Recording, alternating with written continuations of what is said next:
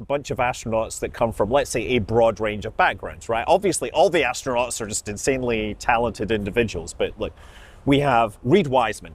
He was in charge of the astronaut office, which is kind of like the astronaut union.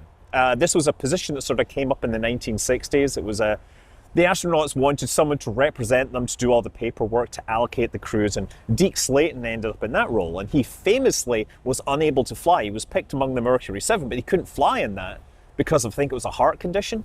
In the 1970s, they fixed it, and he was still head of the astronaut office. So his final act was to assign himself to the Apollo-Soyuz test project. Now, Reed Wiseman, he was head of the astronaut office, and his final act was to assign himself to Artemis 2 so he could fly to the moon. So he's commanding the mission. Then next to him is Victor Glover.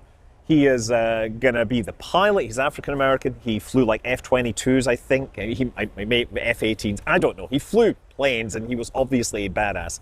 But he also flew the first production mission of the Dragon spacecraft, so Crew 1.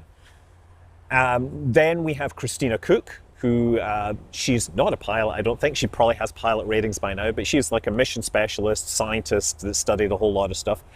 She actually has more spaceflight experience than the rest of them. She has 6 EVAs, the longest EVA by a woman as well, and many, many more days in space. Then finally, we have a Canadian, Jeremy Hansen. And so he's there because Canada has been contributing to the Artemis program, which includes the Lunar Gateway. And what did Canada contribute? They contributed a robot arm for this space station that was going to work around the moon. Unfortunately, the space station around the moon has recently been cancelled. So